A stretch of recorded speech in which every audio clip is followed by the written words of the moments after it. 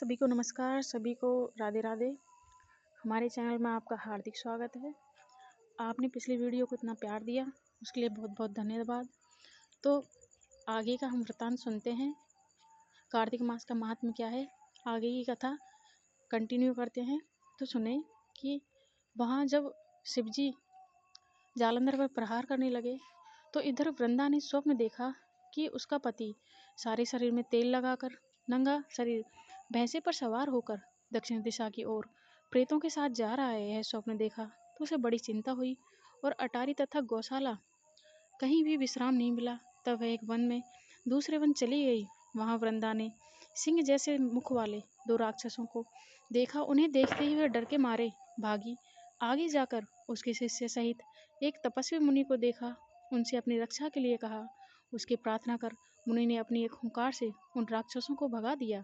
तत्पश्चात वृंदा ने मुनि से विनय पूर्वक कहा कि हे महाराज, मेरे पति जालंधर तथा महादेव जी में घोर युद्ध हो रहा है, उसमें किसकी विजय होगी, कृपा कर बताइए, क्योंकि आप सर्वज्ञ हैं।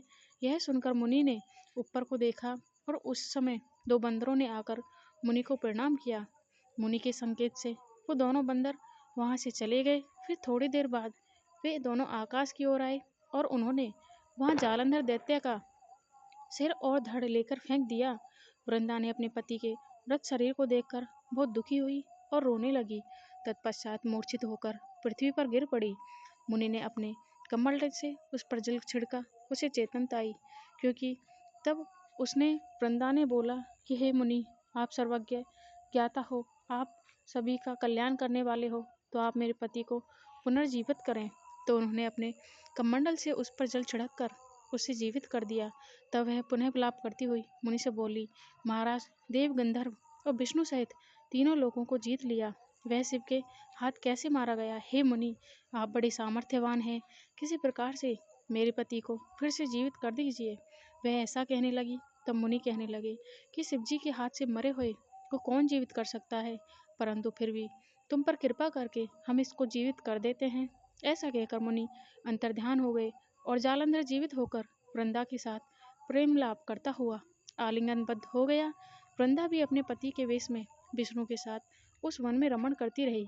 परंतु एक दिन मैथुन के पश्चात अपने पति के वेश में विष्णु को देखकर वह अत्यंत क्रोधित हुई और श्राप देती हुई बोली कि तुमने मेरा पतिव्रत धर्म नष्ट कर दिया, इसलिए मैं तुम्हें श्राप देती हूँ।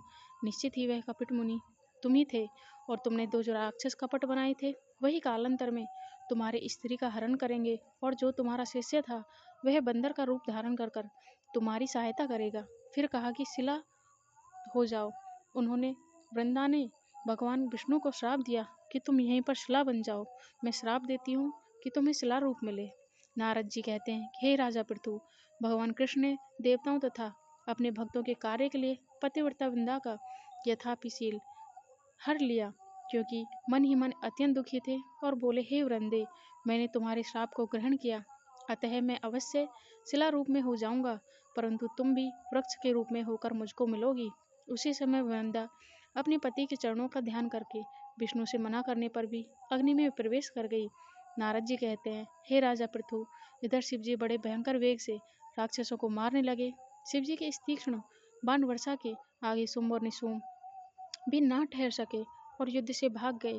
तब शिवजी ने उनको श्राप दिया, क्योंकि तुम युद्ध क्षेत्र से भाग गए हो, इसलिए पार्वती के हाथे तुम्हें मारा जाएगा, पार्वती की वजह से तुम मारे जाओगे। उधर जिस वृंदा का पतिव्रत धर्म नष्ट हुआ, तभी जालंधर का बल समाप्त हो गया। ठीक इसी समय विष्णु ने अपना सुदर्शन चक्र अपने तेज सहित शिव को दिया। फिर शिवजी ने अपना ऋषियों के तप का पतिव्रता स्त्रियों का ब्रह्मा जी का तेज लेकर उसमें जोड़कर जालंधर दैत्य पर छोड़ दिया, जिससे उसका सिर कटकर भूमि पर गिर गया। सिर और धड़ अलग होते ही जालंधर का तेज उसके शरीर से निकल श्री शिवजी में, वृंदा का तेज श्री पार्वती जी में समा गया। उधर विष्णु वृंदा की चिता में लौटने लगे। तब सब देवताओं ने शिवजी की स्तुति की और कहा कि हे महाराज, जालंधर को मारकर आपने देवताओं को बड़ा उपकार किया, परंतु कई महान अनर्थ हो रहा है, कृपा करके उसका भी कुछ उपाय कीजिए। भगवान विष्णु वृंदा से पतिव्रत धर्म से मोहित होकर लगातार उसकी चिंता भस्म पर लौट रहे और किसी प्रकार का विश्राम नहीं कर रहे। तब शिवजी ने कहा, हे देवताओं, जब भगवान की योग माया की शरण में जाकर उनकी स्तुति करते हुए बोले, तुम्हारी माया को ब्रह्म आदि भी नहीं जानते, उसी देवी को हमारा नमस्कार, जिसके भक्तगण अनादर और मोह को प्राप्त नहीं होते। ऐसी मूल प्रवृत्ति को हमारा नमस्कार। उस समय देवताओं ने एक तेज देखा और आकाशवाणी सुनी कि हे गौरी, लक्ष्मी और सरस्वती रजोगुण सतोगुण तमोगुण रूप में ही मैं हूँ, वही तीनों तुम्हारा कार्य सिद्ध करेंगी। उन देवियों की तुम आराधना करो।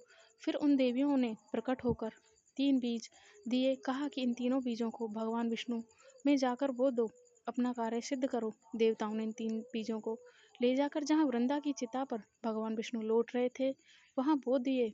उन तीनों बीजों के 3 वृक्ष उत्पन्न हुए।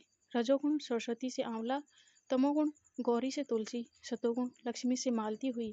श्री लक्ष्मी जी ने अपना बीज ईर्षा रूप तो दिया, इसलिए मालती भगवान पूजा में निंदित तथा आंवला और तुलसी भगवान को अति प्रिय हुए। इस प्रकार वृंदा वृक्ष रूप होकर भगवान शालिग्राम से संयोग किया।